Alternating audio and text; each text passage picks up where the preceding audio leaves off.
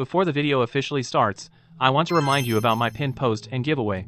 If you want the iPhone 17 and MacBook Neo in the video, you can follow me and share that post. Now, let's start the main video. The iPhone 17e, under $4,000, sells fairly well, but online stock is plentiful. The MacBook Neo, also under $4,000, sells very well, but many platforms are out of stock. I'll discuss these Apple budget devices with similar prices.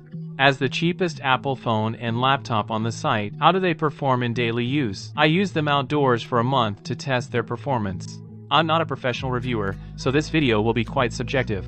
Mainly, I want to discuss whether these are hidden gems or the best entry-level Apple choices now. If you have opinions on these products, share them in the comments below. Without further ado, let's begin. As usual, let's look at the design first. I chose pink for both with metal frame and glass back. At $4,000, they're very refined. With a single camera and low profile, the back looks clean and nice. The laptop also feels premium for the price. Its Apple logo has a matte finish that resists fingerprints. Overall, the iPhone 17e has flagship-level quality. The laptop beats plastic Windows laptops in this range. The weight without cases is shown here. The laptop fits easily in a bag, so it's easy to carry daily. Its size and thickness make it very portable. On a scale of 1 to 5 for design, what score would you give these products? Share your scores in the comments or bullet chats. Personally, I give the phone a 3 and the laptop a 4 because pink laptops are rare in tech. When I picked up this laptop, a friend asked when Apple released this color. I suggest all manufacturers adopt this color and make it more common. For the screens, the phone has a 60Hz notch display, and the laptop's bezel screen feels retro without true tone, like Apple products from years ago. But overall, color display is fine. The phone's OLED screen isn't very eye-friendly, but the laptop has an eye-friendly LCD screen. And no notch, so the front looks good. I recommend mirroring your phone to the laptop. For video playback with speakers, I've saved that for the end, so watch with headphones if needed. In terms of specs, the phone has the A19 chip, and the laptop has the A18 Pro chip. For daily mobile gaming, it's fine, but with only 8GB of RAM, you can't run too many apps, and apps may close in background. If you have professional editing needs, you can edit short 1080p videos on this laptop, but for more professional tasks, this laptop isn't for you. As for the phone, for mobile gaming or daily use, this configuration should last you a few years without issues. For unlocking, the phone has Face ID facial recognition, but only the 512GB laptop has a fingerprint sensor. Coincidentally, I bought the 512GB model. Upgrading the laptop to 512GB isn't too expensive, but upgrading the phone to 512GB costs $2,000 and doesn't include the fingerprint sensor. Thankfully, the 256GB iPhone doesn't cut Face ID. For charging speed, neither device has particularly fast charging. They can even share a 20W charger. A positive point is this MacBook can charge via USB-C, but a downside both devices share is having a USB 2-speed port. The laptop's Thunderbolt 3 port supports 4K 60Hz displays. Besides wired charging, the phone also has wireless MagSafe charging. For the SIM slot, it's single SIM plus eSIM. It's fine for daily use. For imaging, besides the single camera being less versatile, the front camera isn't the square main sensor.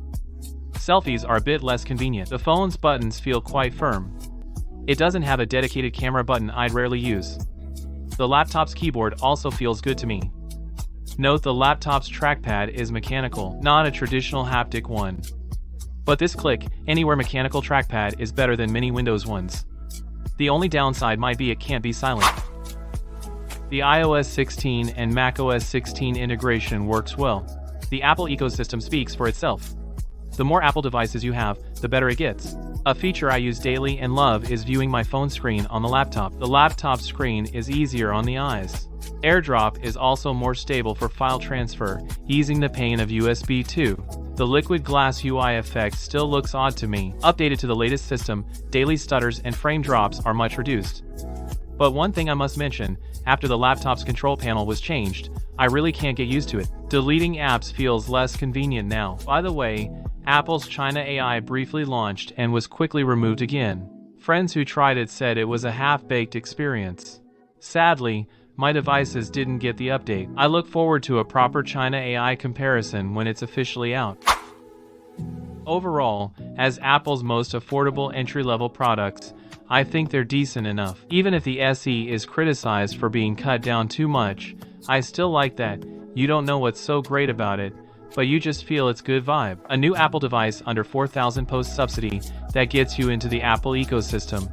Considering memory prices are up, phones are getting more expensive, and Apple might even lower prices, I think it's worth considering. But if your budget is a bit higher, last year's model is clearly better value. As for the MacBook Neo, as Apple's cheapest notebook, it's under $4,000 post-subsidy. If you can stack a trade-in deal on top, it might even cost just over $2,000. Compared to a Windows laptop at the same price, they can handle similar tasks. But its build quality is far superior. If your work or study is just web browsing, typing, and writing documents, then this computer is highly recommended. Finally, a quick reminder, if you like the iPhone 17 and MacBook in this video, don't forget to enter my pin giveaway, then give me a follow. If you win, they're all yours. But if you want more tech chat videos, don't forget to like, share, and subscribe.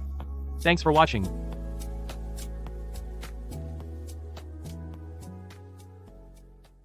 See you in the next video. The light is faintly red. Push the door open, wave left, and walk away. Don't look back, just vanish into the crowd. Oh, maybe. Some pains are inescapable. Maybe.